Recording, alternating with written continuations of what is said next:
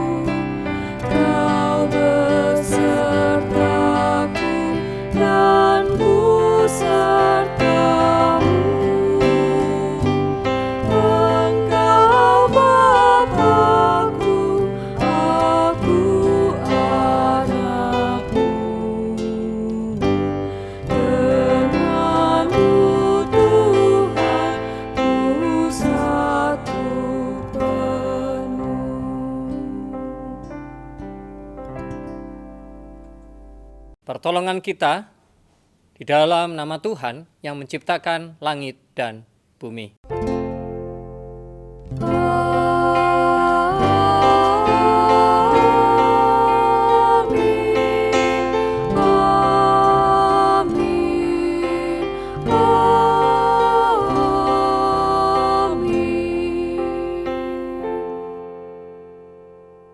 Kasih karunia dari Allah Bapa dan dari Tuhan Yesus Kristus menyertai saudara sekalian.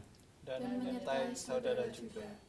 Tuhan Yesus dapat berada di mana saja dan kapan saja.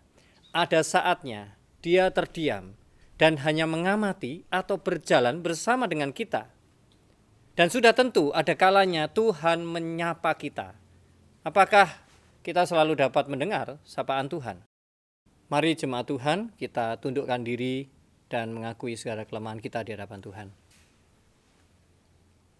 Ya Tuhan, ampunilah kami karena kelemahan kami. Seringkali Engkau menyapa kami, bahkan Engkau berjalan bersama kami. Namun kami tidak kunjung melihat dan merasakan kehadiran-Mu. Tentu ini karena kesalahan kami sendiri. Kami kurang terlatih untuk peka. Kami kurang mencari Engkau. Kami membiarkan diri kami dikuasai oleh apapun yang kami merasa tertarik atau kami terseret untuk sedih dan hancur. Inilah kelemahan kami Tuhan. Dan hari ini kami percaya melalui pertolongan-Mu dan kemurahan hati-Mu, Engkau menerima kami. Di dalam nama Tuhan kami Yesus Kristus kami berdoa. Amin. Saya mengajak saudara sekalian untuk berdiri. Yang di rumah-rumah juga bisa berdiri. Untuk menerima berita anugerah dari Efesus 2 ayat yang ke-8. Sebab karena kasih karunia kamu diselamatkan oleh iman, itu bukan hasil usahamu, tetapi pemberian Allah. Demikianlah berita anugerah dari Tuhan. Syukur kepada Allah. Mari kita bersalam-salaman dengan tetap berjarak.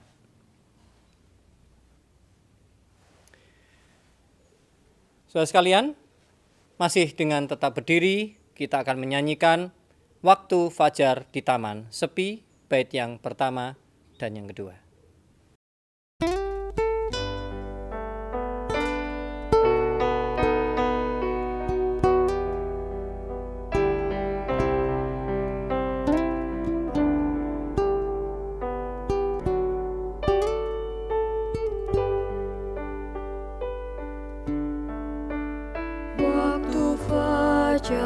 Di taman sepi, datanglah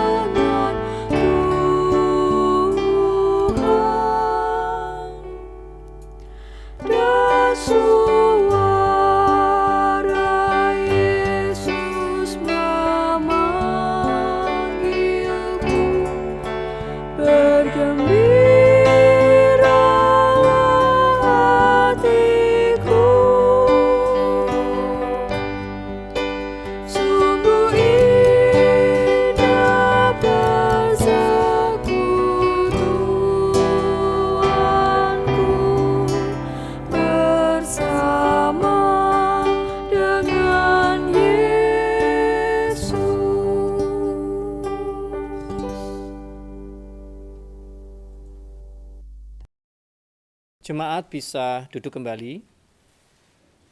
Mari kita berdoa memohon penyertaan Roh Kudus di dalam pelayanan firman.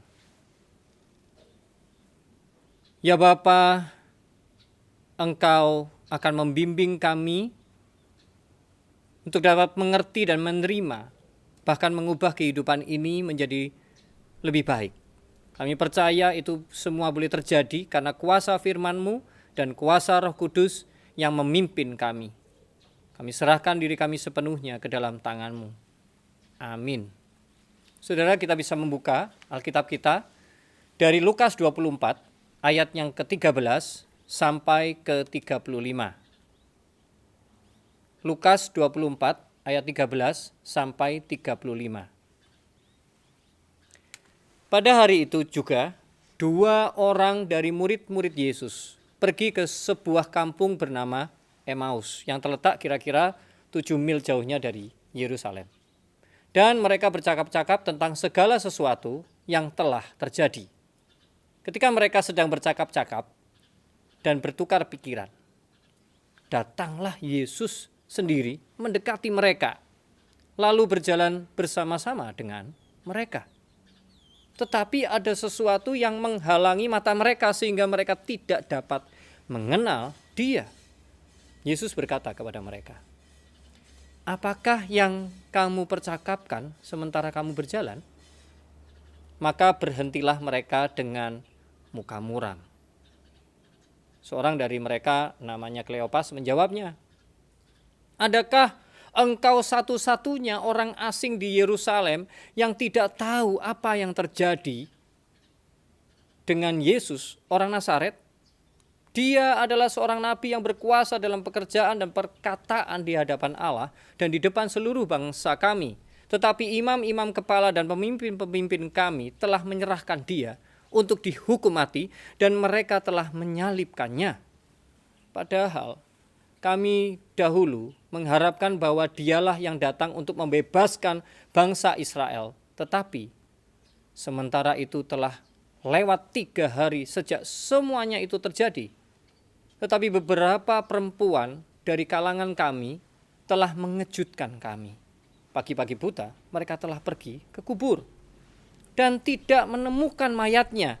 Lalu mereka datang dengan berita bahwa telah kelihatan kepada mereka malaikat-malaikat yang mengatakan bahwa ia hidup. Dan beberapa teman kami telah pergi ke kubur itu dan mendapati bahwa memang benar yang dikatakan perempuan-perempuan itu, tetapi dia tidak mereka lihat. Lalu ia berkata kepada mereka, "Hai kamu orang bodoh, betapa lambannya hatimu, sehingga kamu tidak percaya segala sesuatu yang telah dikatakan para nabi? Bukankah Mesias harus menderita semuanya itu untuk masuk ke dalam kemuliaannya?" Lalu ia menjelaskan kepada mereka apa yang tertulis tentang dia dalam seluruh kitab suci, mulai dari kitab-kitab Musa dan segala kitab nabi-nabi. Mereka mendekati kampung yang mereka tuju. Lalu ia berbuat seolah-olah hendak meneruskan perjalanannya. Tetapi mereka sangat mendesaknya, katanya, "Tinggallah bersama-sama dengan kami, sebab hari telah menjelang malam dan matahari hampir terbenam." Lalu masuklah Yesus untuk tinggal bersama-sama dengan mereka. Waktu ia duduk makan dengan mereka, ia mengambil roti, mengucap berkat, lalu memecah-mecahkannya dan memberikannya kepada mereka. Ketika itu, terbukalah mata mereka dan mereka pun mengenal dia. Tetapi ia lenyap dari tengah-tengah mereka. Kata mereka seorang kepada yang lain, "Bukankah hati kita berkobar-kobar ketika ia berbicara dengan kita di tengah jalan dan ketika ia menerangkan kitab suci kepada kita?" Lalu bangunlah mereka dan terus kembali ke Yerusalem. Di situ mereka mendapati ke-11 murid itu, mereka sedang berkumpul bersama-sama dengan teman-teman mereka. Kata mereka itu, "Sesungguhnya Tuhan telah bangkit dan telah menampakkan diri kepada Simon. Lalu kedua orang itu pun menceritakan apa yang telah terjadi di tengah jalan dan bagaimana mereka mengenal Dia pada waktu Ia memecah-mecahkan roti. Itulah firman Tuhan. Yang berbahagia adalah kita semua yang memegang teguh dalam kehidupan sehari-hari.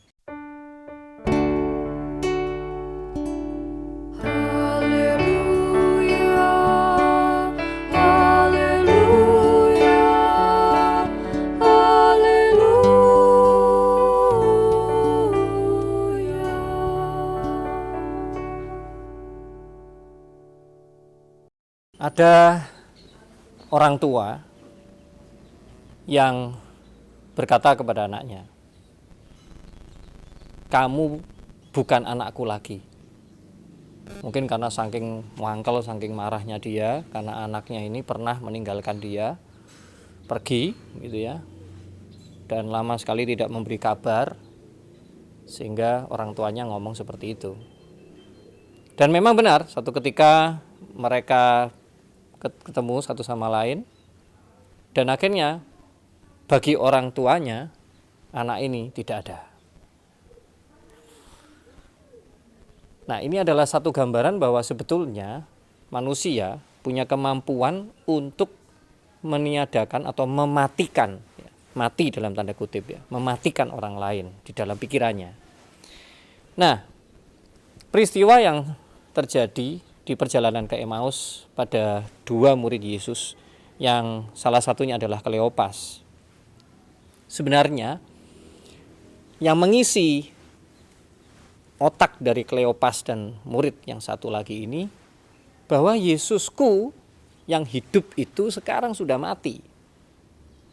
Sehingga sampai ketika mereka melihat dengan mata kepala mereka bahwa Yesus ada di depan mereka pun, bagi mereka Yesus tetap mati. Sehingga dia tidak mampu melihat Yesus yang hidup dan ada di depannya. Seperti kedua murid saat itu, memang sekarang kita tidak bersama dengan Yesus secara fisik. Namun bukankah Yesus ada bersama kita melalui Roh Kudus? Dan Dia ada di mana-mana, setiap detik, setiap saat. Nah, bagaimana jika ternyata tanpa sengaja kita juga mematikan kehadiran atau setiap ucapannya? Walaupun dia sekarang sedang berkata-kata dengan kita, kita pun tidak mendengarnya. Walaupun dia sekarang ada hadir bersama kita saat ini, kita juga tidak menghidupkan Yesus di dalam diri kita. Walaupun dia selalu hidup.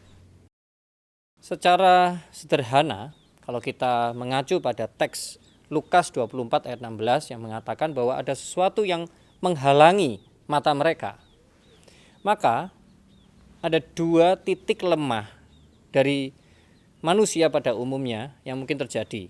Yang pertama adalah dari pikiran kita yang terlalu menguasai kita, merebut semua perhatian kita pada pikiran, sehingga bahkan iman kita agak terbengkalai. Sebagai contoh, saya pernah mengamati dalam satu aktivitas gereja, ada seorang pengurus yang mengadakan janjian dengan aktivisnya.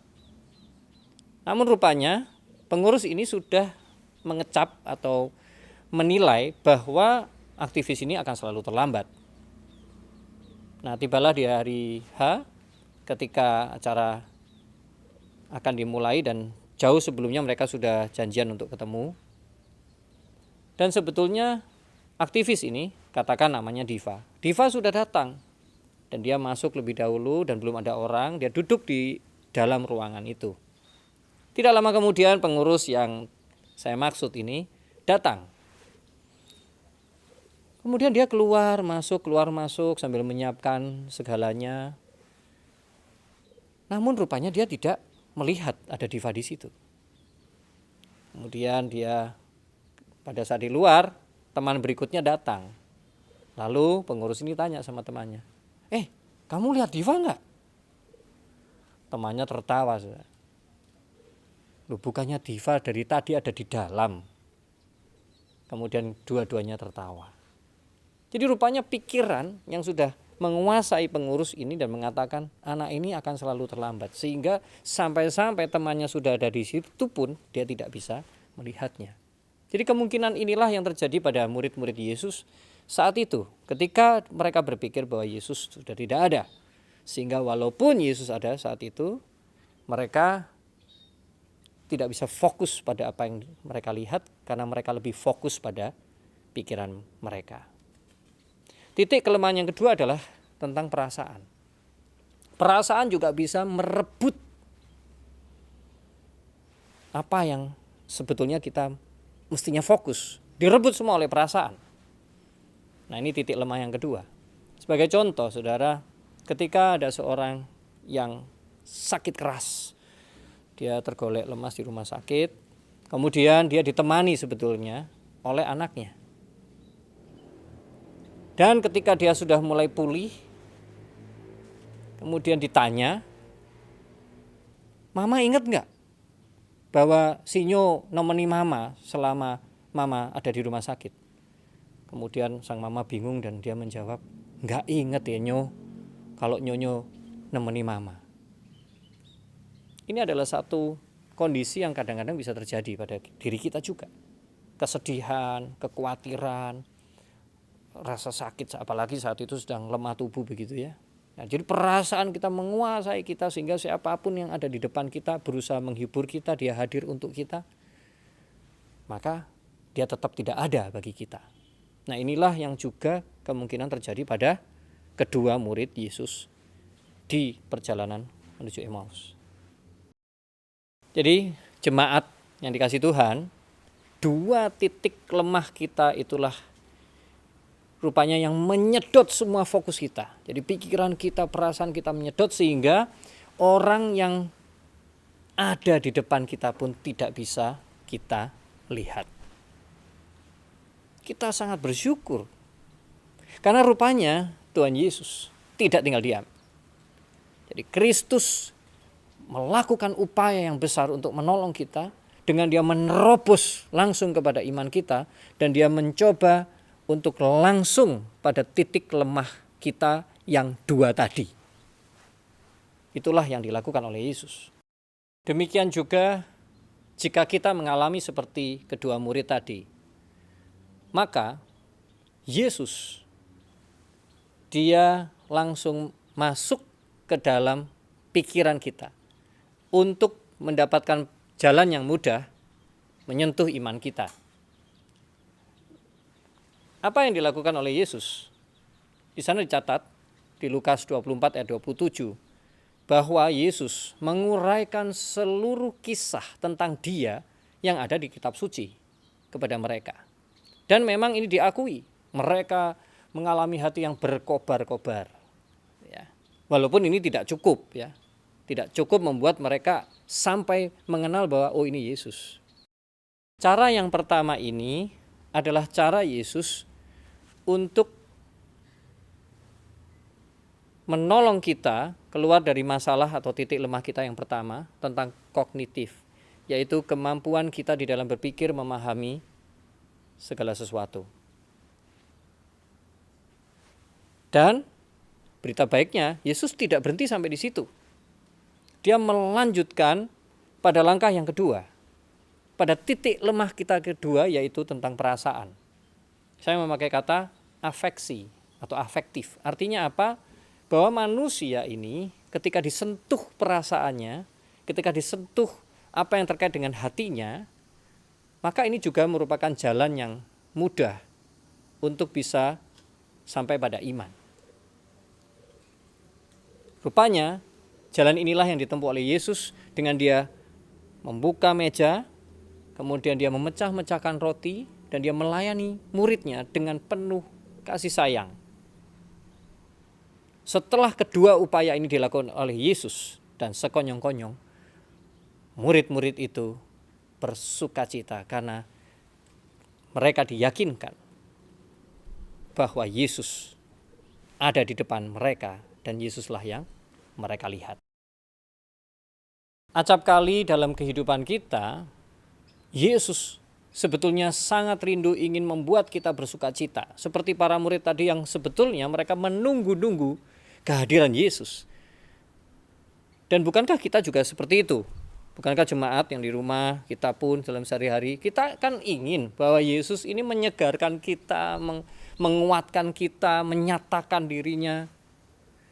Namun rupanya permasalahan ada di diri kita, yaitu ada di pikiran atau perasaan kita yang tiba-tiba sedang menguasai kita. Apalagi kalau kedua-duanya sudah pikiran menguasai, perasaan menguasai, dan mengarahkan kita pada hal yang buruk. Maka iman kita seakan-akan tertutupi, berada di belakang semua itu. Nah, marilah jemaat sekalian, di masa-masa seperti ini, di masa-masa kehidupan kita yang banyak misi Tuhan yang begitu indah yang dititipkan kepada kita, mari kita jangan melewatkan dalam perjalanan hidup kita. Karena 1, 2, 3 bahkan sering Tuhan menyapa kita. Setiap hari, setiap pagi Tuhan menyambut kita dengan kata-katanya, dengan ucapan-ucapan yang indah yang siap diberikan kepada kita.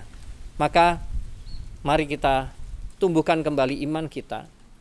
Biarlah iman kitalah yang lebih dominan, lebih menguasai, lebih fokus, dan menyingkirkan bahkan membatasi pikiran-pikiran kita yang buruk dan perasaan-perasaan kita yang buruk tadi.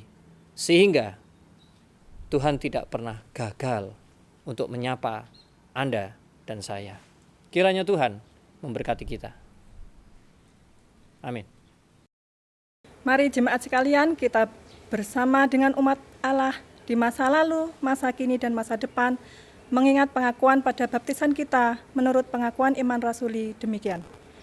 Aku percaya kepada Allah, Bapa yang Maha Kuasa, Khalik langit dan bumi, dan kepada Yesus Kristus, anaknya yang tunggal Tuhan kita, yang dikandung daripada Roh Kudus, lahir dari anak darah Maria, yang menderita sengsara di bawah pemerintahan Pontius Pilatus, disalibkan, mati dan dikuburkan, turun ke dalam kerajaan maut. Pada hari yang ketiga, bangkit pula dari antara orang mati, naik surga, duduk sebelah kanan Allah, Bapa yang Maha Kuasa, dan dari sana ia akan datang untuk menghakimi orang yang hidup dan yang mati. Aku percaya kepada Roh Kudus, gereja yang kudus dan am, persekutuan orang kudus, pengampunan dosa, kebangkitan orang mati, dan hidup yang kekal. Amin. Saudara sekalian bisa duduk kembali. Kita akan bersama-sama memasuki doa syafaat. Mari kita berdoa. Ya Tuhan, kami rindu saat ini untuk mendoakan persekutuan-persekutuan Tuhan yang harus berpisah jarak dan tempat. Kami percaya Engkau senantiasa mempersatukan setiap keluarga. Engkau senantiasa tetap mempersatukan bangsa ini. Engkau tetap menyatukan gereja Tuhan. Dan juga bagaimana lingkungan pekerjaan, pergaulan, jejaring yang sudah dibina selama ini antara satu institusi dengan institusi yang lain. Kami percaya Engkau memampukan kami semua untuk tetap terhubung satu sama lain. Dan Tuhan, kami juga berdoa untuk keluarga yang berduka, yaitu keluarga dari Ibu Santi, staf tata usaha kami, yang baru saja menghantar pulangnya sang ayah tercinta, Bapak Untung. Kami teringat bagaimana Bapak Untung yang selama ini telah menolong kami untuk membuka jejaring dengan lintas agama dan pemerintahan. Tentu semua karya-karyanya tidak pernah dilupakan. Kami juga berdoa untuk jemaat Tuhan yang saat ini sedang dalam kondisi tubuh yang lemah di rumah-rumah. Kiranya Tuhan memberikan pemulihan dan kekuatan. Dan kami juga memohon agar Tuhan memberikan kepada kami pencerahan demi pencerahan untuk membuat terobosan-terobosan yang baru di tengah situasi saat ini. Menemukan cara-cara baru untuk membina iman, cara-cara baru untuk menyegarkan kehidupan, dan berkarya lebih luas bagi masyarakat. Kami juga bersyukur untuk segala sembako, baik itu minyak, beras, gula, dan juga masker yang sedang kami kumpulkan dan kami akan berikan. Kiranya Tuhan menuntun langkah demi langkah agar ini benar-benar bermanfaat bagi orang yang benar-benar membutuhkan. Semua doa ini kami satukan bersama doa yang Engkau ajarkan. Bapa kami yang di surga, dikuduskanlah namamu, datanglah kerajaan-Mu, jadilah kehendak-Mu di bumi seperti di surga. Berikan kami pada hari ini makanan kami yang secukupnya, dan ampunilah kami akan kesalahan kami, seperti kami juga mengampuni orang yang bersalah kepada kami. Dan janganlah membawa kami ke dalam pencobaan, tetapi lepaskanlah kami dari yang jahat, karena Engkaulah yang empunya kerajaan, kuasa, dan kemuliaan sampai selama-lamanya. Amin. Mari kita memberikan persembahan dengan menyanyikan Sudahkah yang terbaik kuberikan.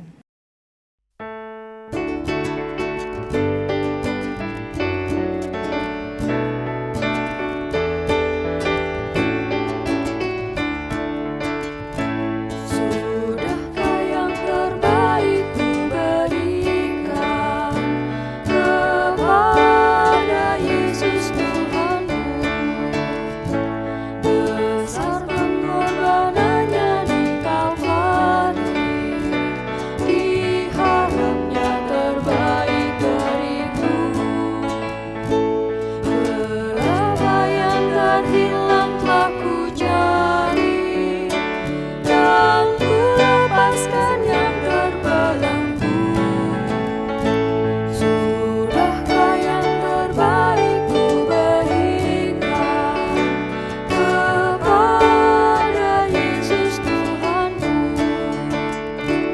Telah ku perhatikan tak sesama, atau ku biarkan tegar. Ku patut menghantarnya pada Kristus, dan kasih Tuhan harus ku sebar. Berapa yang terhilang telah ku cari, dan ku lepaskan yang terbelenggu.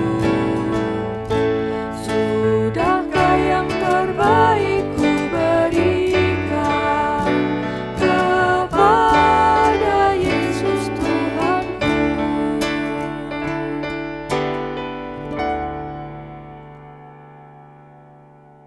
Mari kita bersatu dalam doa. Tuhan Bapa yang ada di surga, terima kasih untuk firman yang baru saja kami dengar. Biarlah melalui firman-Mu ini, iman kami boleh semakin bertumbuh dan semakin mengenal Tuhan. Mampukan kami untuk melakukan apa yang sudah Tuhan teladankan bagi kami. Terima kasih juga Tuhan untuk segala berkat, kekuatan, dan penyertaan Tuhan yang boleh kami terima dan kami rasakan. Sehingga kami dimampukan untuk menjalani suka duka yang terjadi dalam kehidupan ini. Dan sebagai wujud nyata ungkapan syukur kami ingin menyerahkan persembahan yang sudah terkumpul ini.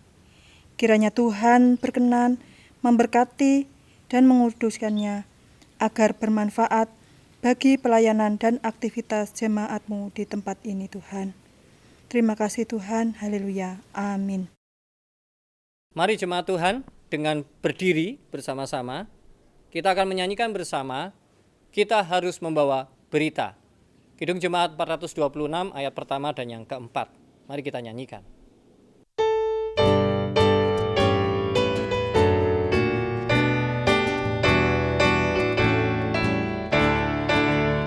Kita harus membawa berita pada dunia dalam gelap, tentang kebenaran dan